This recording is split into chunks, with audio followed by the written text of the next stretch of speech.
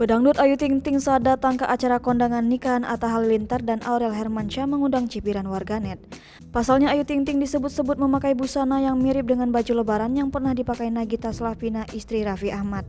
Penembang alamat palsu dan sambalado itu justru memilih outfit bernuansa coklat model outer dan celana panjang. Sementara untuk tasnya ia menenteng merek Hermes bernuansa gold mewah. Sedangkan Nagita Slavina tampil elegan dalam balutan gaun brokat berhiaskan bordir bernuansa warna silver dan biru. Keduanya juga tampil dengan gaya rambut simpel dikuncir. Penampilan memikat Ayu Ting Ting rupanya tetap jadi bahan omongan netizen. Banyak yang justru menyamakan busana Ayu Ting Ting saat kondangan dengan Nagita Slavina di momen lebaran tahun lalu. Namun ternyata outfit Ayu Ting Ting tersebut nampaknya mampu membungkam para haters. Dikutip dari akun Instagram @ayutingtingfashion, dia memakai wayang Kamsan Gea one set.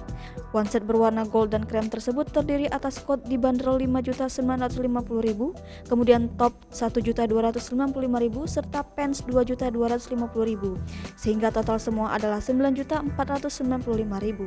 Selain itu Ayu memakai handbag berwarna senada serta masker putih. Penampilannya ini menuai berbagai komentar dari netizen dan rekan-rekannya. Dikutip dari akun Instagram @ayutingting92, Ayu juga mengabadikan momen bersama Anwar dan pedangdut Iis Dahlia yang juga menawan dan elegan.